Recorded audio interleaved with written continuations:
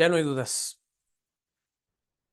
En México ha entrado en un periodo de conflicto interno que a todos debería preocuparnos, sin importar filias ni fobias. El tema no es menor, porque a tan solo 200 años de ser una nación independiente, libre y relativamente soberana, nos enfrentamos nuevamente a una lucha encarnizada por el poder. Pero no cualquier poder, porque la Constitución de 1917, que hoy es vigente, con todos sus parches y adhesiones, estableció en sus artículos 39, 40 y 41 cuál era el poder que gobernaría esta nación.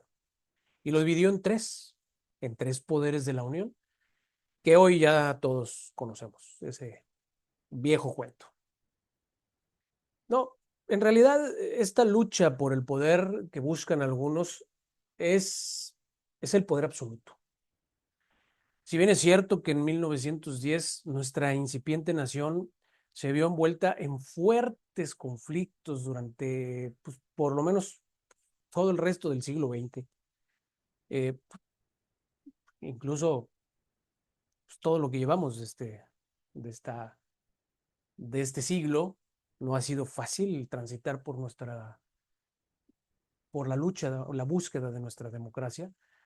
La realidad es que México parecía transitar por periodos más o menos pues aceptables, con relativa calma, o por lo menos, digamos, con problemas sociales dentro de los normales, problemas sociales, políticos, económicos, pues los propios de una nación que trataba de encontrarse a sí misma y hacer de este país un mejor lugar, una nación que se tomara en cuenta, que creciera, hacerse de un lugar en el mundo, por así decirlo, ¿no? Y esto pues a través de un proceso civilizatorio relativamente promisorio, pues por lo menos en aquellos años. Hoy nos enfrentamos a una situación sumamente delicada que a muchos nos preocupa y a otros les conviene y a unos pocos pues no les importa o les importa muy poco. Y estos, bueno, pues son los privilegios de ser libres hasta ahora. El gobierno de López Obrador fue, en muchos sentidos, un maratón, eh, un maratón de emociones, digámoslo así. Eh, una, un sube y baja de emociones que nos ha llevado a una de las más grandes polarizaciones en este país. Me atrevería a decir que tanto o más que en la propia Revolución Mexicana, porque esta vez pues tenemos a los medios, a las redes sociales, a los medios de difusión masiva impresionantes. Esto se replica en cada persona pues, que cree tener la razón o siente que que lo que está escuchando tiene algo de realidad o de verdad. Y se replica en las redes, como si tuviesen la verdad absoluta en las manos, a veces sin un sentido crítico en absoluto. Y eso ha provocado una profunda animadversión entre la población. Y debo insistir que esto ha exacerbado los resentimientos y la sed de venganza. Ya lo he dicho en otras ocasiones. El día de mañana, martes 5 de noviembre, a unas cuantas horas de este momento que estoy grabando, la Suprema Corte de Justicia de este país sesionará en el Pleno del máximo tribunal para discutir una muy polémica situación de de enorme trascendencia, de gran calado y de gran calado y de importancia para este país y para lo que viene. Que parece, pues que este país que parece retroceder pues, 10 años cada vez que los grandes protagonistas de la 4T salen a defender sus posturas y pues, de alguna manera, necedad, su cerrazón. Y a reprochar a los jueces, a los magistrados, a los ministros, y a todo aquel que se les oponga y que tenga una voz disidente, intelectuales, académicos, todo aquel que sea una voz disidente, que tenga algo de razón, algo de sentido lo que dice, algo de sensatez en lo que dice o en lo que decimos, pues nos vemos sumamente atacados.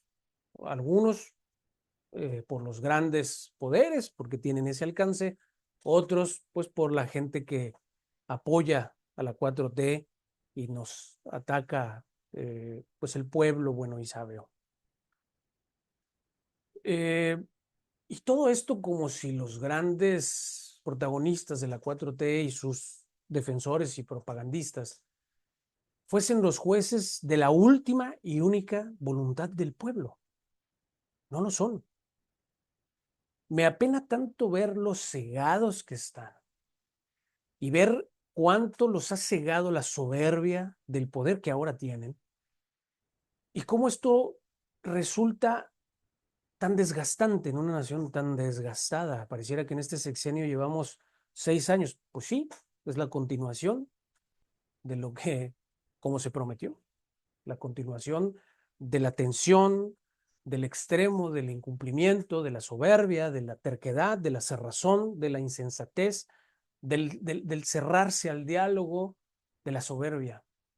Y esto es muy, muy desalentador, porque yo también soy ciudadano de este país, yo también tengo una familia, estoy creando una familia, a hijos que pretendía, o pretendo, o pretendía que, que crecieran como lo han hecho hasta ahora y que produjeran en este país.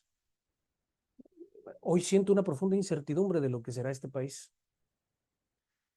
Y me preocupa mucho escuchar a estos nuevos virreyes de la 4T, porque ahora pues, esto, la 4T se quejaba y nos quejábamos con ellos de los virreyes del régimen prianista, ¿no?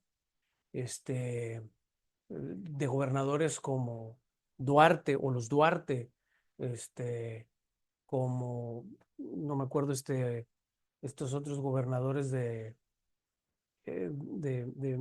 San Luis Potosí, en fin, tantos y tantos, de Chiapas, por ahí había uno que no recuerdo ahorita su nombre, del PRI. Y nos quejábamos de ellos, porque se comportaban como virreyes.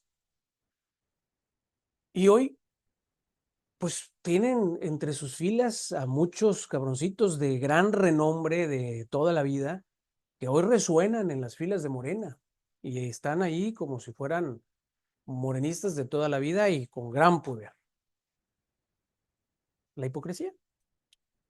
Y esta preocupación que mencionaba hace un momento no es casualidad, porque no es difícil adivinar que sin importar lo que resuelva la Suprema Corte el día de mañana, ellos no están dispuestos a acatar esa resolución. De hecho, ya lo dijo el día de hoy el flamante presidente del Senado, Gerardo Fernández Noroña, que ellos no van a moverse ni un milímetro en un acto absoluto de soberbia.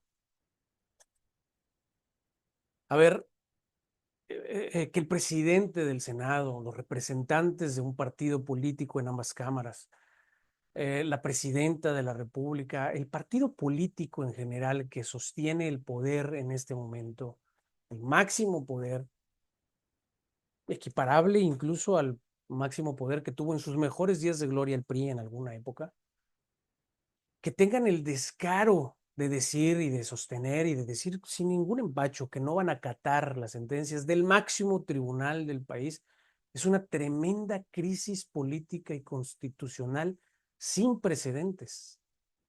Porque, a ver, la constitución, el constituyente de 1917, que no hay otro, otorgó al Poder Judicial de la Federación la misión de ser el guardián de la Constitución y de que sus determinaciones fueran la última palabra sobre las actuaciones y los actos de los otros poderes y del resto de las autoridades que de la Constitución emanaran, así como de los gobernadores, presidentes municipales, etcétera.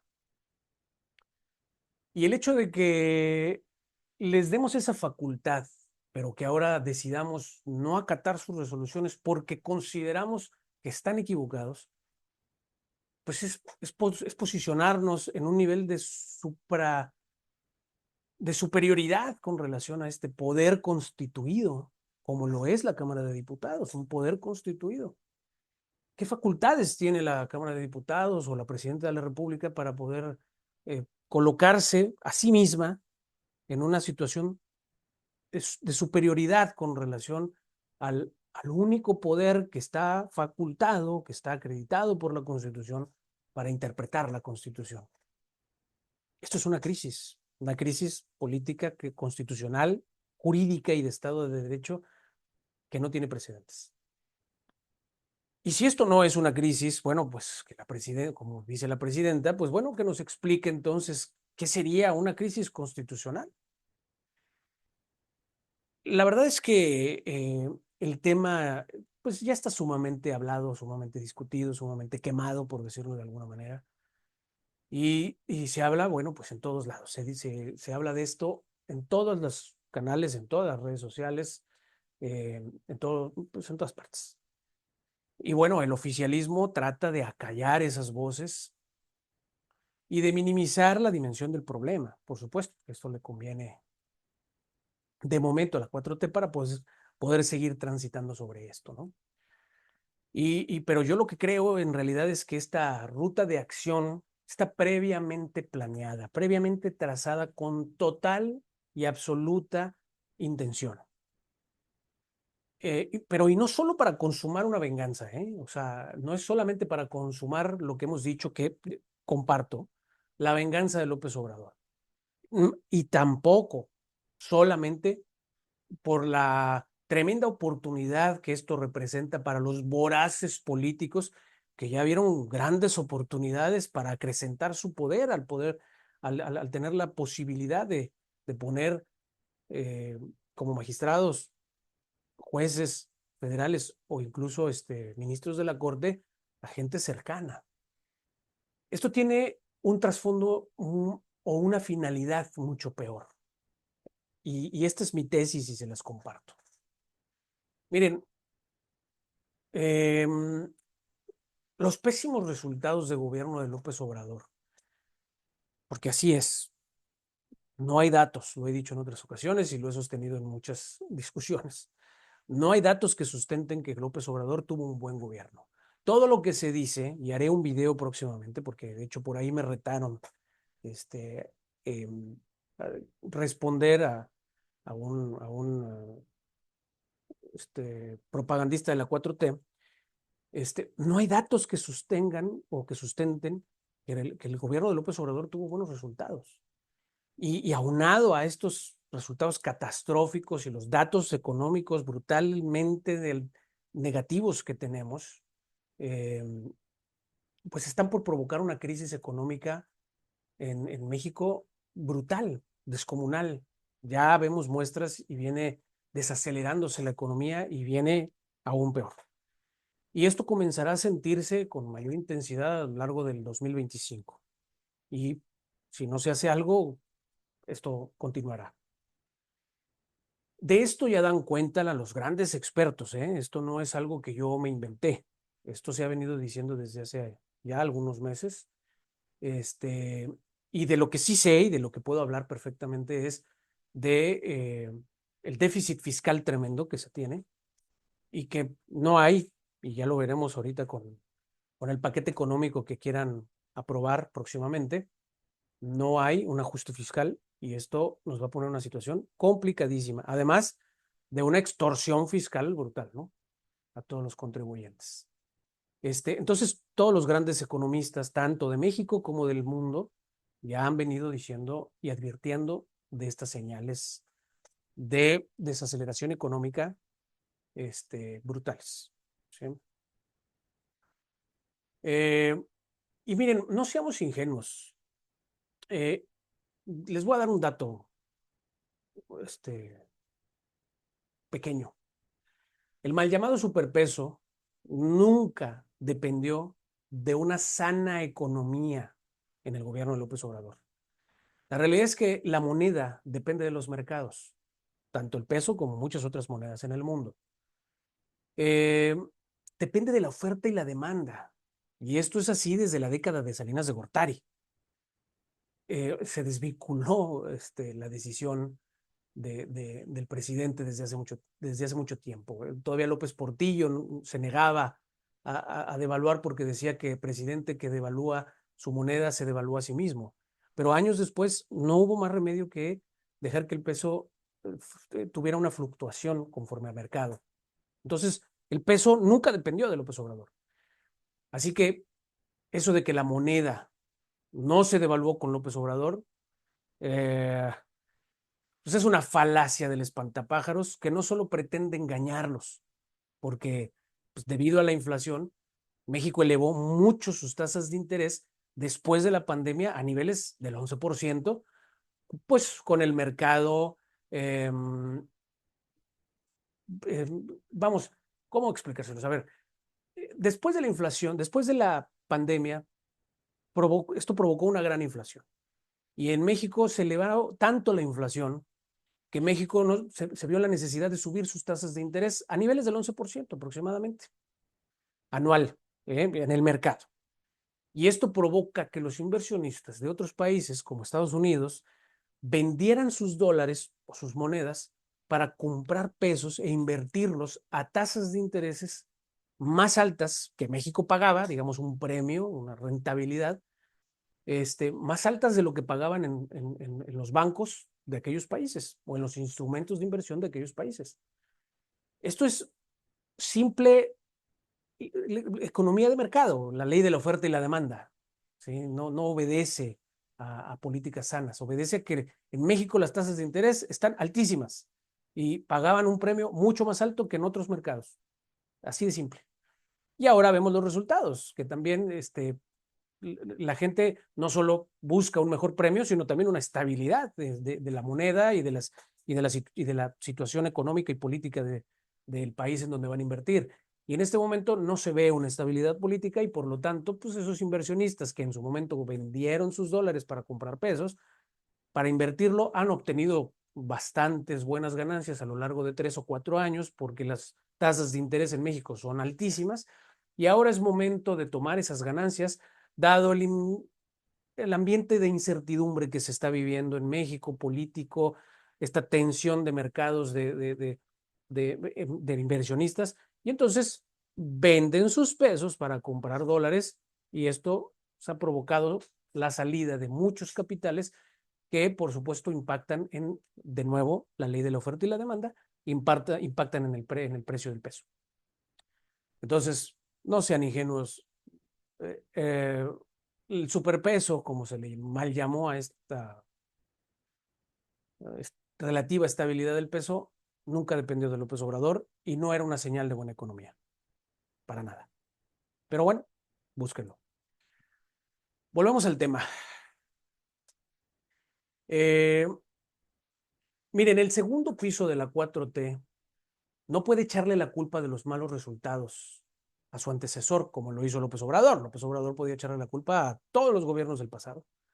Este gobierno no puede hacerlo. No puede culpar a su antecesor por estos malos resultados que ya empiezan a sentirse y tendremos más acentuados en los próximos meses y durante el próximo año. Porque sería como darse un balazo en el pie, así de sencillo. Y entonces, pues, ¿qué les queda? ¿Qué pueden hacer?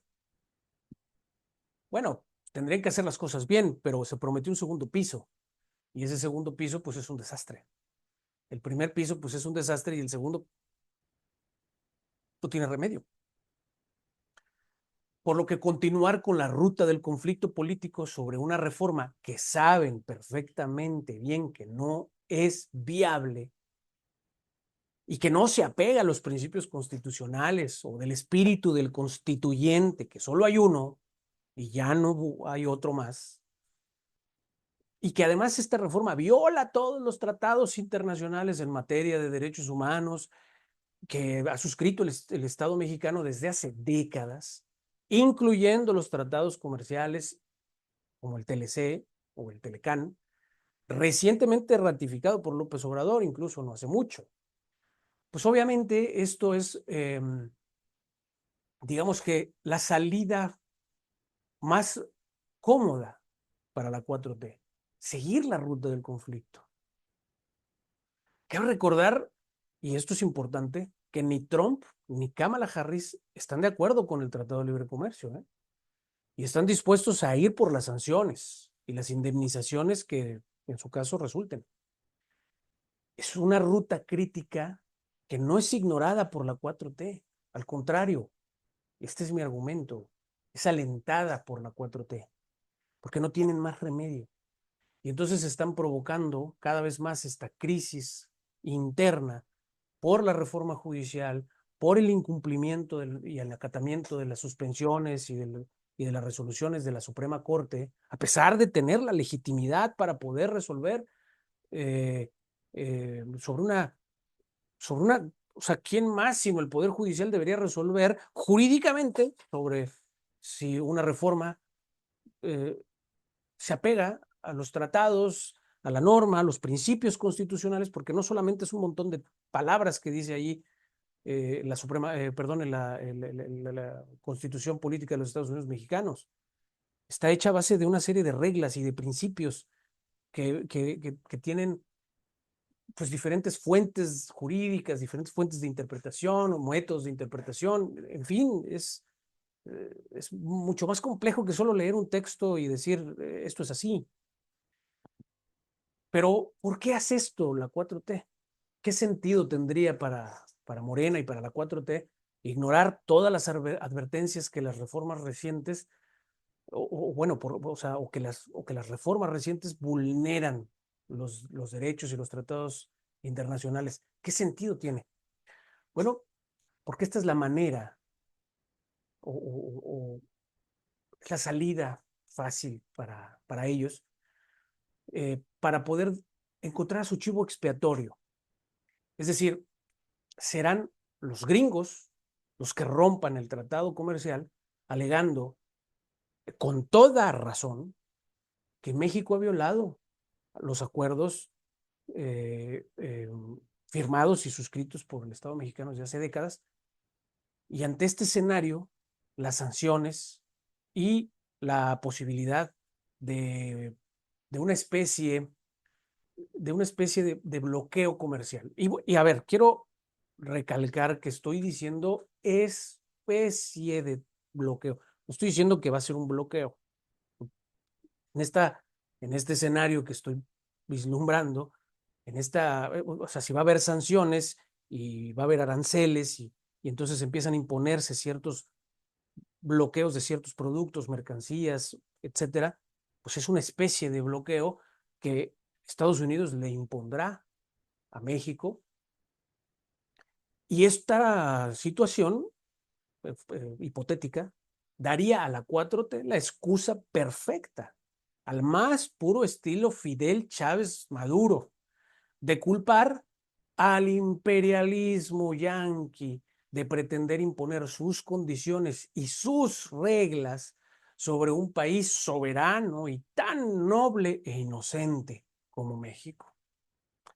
Son ellos, los yanquis, que quieren imponerse y los que al no someternos a sus designios y caprichos pretenden hacernos pagar millones de dólares injustamente, como, como, eh,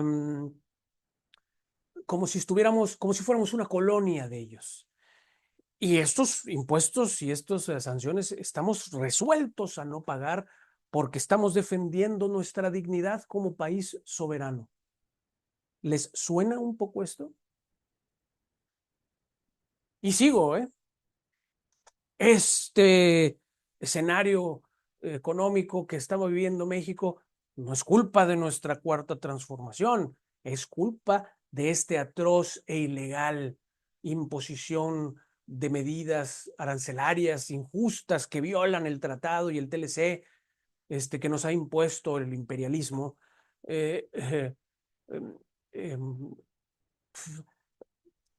y esto, bueno, de que nos van a afectar seriamente. Esto nos va a afectar seriamente y entonces ellos dirán, nuestro desarrollo económico se ha visto comprometido por causa de estos imperialistas que no estaban de acuerdo con nuestras reformas y con lo que es voluntad del pueblo mexicano expresado en las urnas, cambiar nuestra constitución y la forma en que los jueces y magistrados debían ser votados. Pero esto viola diferentes tratados y no, o vulnera diferentes tratados, no lo quieren entender. Eh, y más allá, ¿no? O sea, podrían incluso llegar a extremos como, y ahora los yanquis y los imperialistas, neoliberales, conservadores, nos han impuesto, impuestos, válgame la redundancia, a las remesas provenientes de nuestros nobles y explotados migrantes que envían un poco de dinero a sus familias para ayudar a paliar la crisis en la que nos han sometido estos cabrones, ¿no? Es un crimen de lesa humanidad que hagan esto con los migrantes. Es un atentado a la dignidad humana y un insulto a nuestra soberanía nacional. Sí les suena, ¿no? Y miren, estoy convencido de que este es el discurso que vamos a escuchar o algo parecido en los próximos meses, ¿eh? Y ya los estoy escuchando. Creo que hasta me deberían contratar para hacerles el discurso que se viene para el próximo año. Que estoy más que seguro vendrá, o en un sentido similar. Pero henos aquí para dejar constancia de ello. Lo estoy diciendo ahora.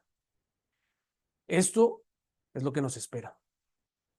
No hay otra lectura, dada la insensatez, la irreflexión, la cerrazón, la soberbia y las iracundas declaraciones de los actores políticos principales de Morena y de la 4T. Ni cabe ninguna esperanza de que este gobierno atienda y acate las decisiones de la Corte que sesiona mañana. Sencillamente a la 4T no le conviene el Estado de Derecho. No le conviene. Voy a repetirlo. A la 4T no le conviene el Estado de Derecho. Y esta es la ruta crítica que han decidido tomar, porque esta es la salida con la que van a explicar el desastre económico que se viene para justificar a su Mesías, a su, a su hombre transformador, López Obrador. No es difícil adivinarlo porque la realidad es que la 4T prometió muchos cambios y los está dando. Ciertamente los está dando. Se hicieron del poder engañando al electorado. Ese es el problema. Diciéndole al pueblo lo que querían oír. Cosas tales como vamos a bajar el precio de las gasolinas, vamos a sacar al ejército de las calles, vamos a crecer 4 o 5% del PIB cada año, vamos a combatir la corrupción, no habrá privilegios ni favoritismos, ni se tolerará el nepotismo. Todo esto es falso. Se respetará el Estado de Derecho y se respetarán las decisiones de la Corte y del Poder Judicial, insisto y reitero, en las decisiones, cito, en las decisiones que solo a ellos competen. Cito a López Obrador. Lo dijo en un foro con miembros del Poder Judicial y ministros de la Suprema Corte, cuando llegó a ser presidente electo. No se cumplió ni una sola de estas promesas, palabras vacías, letra muerta. Lo único que queda es preguntarnos, ¿fueron lo suficientemente transparentes para decirle al pueblo de México lo que en realidad buscaban? Es decir, que lo que en realidad buscaban era un cambio hacia el socialismo, con un régimen autoritario y un Estado de Derecho amañado a sus propios intereses. Yo no lo creo. Esto es Revolución. Yo soy Carlos León y hasta la próxima.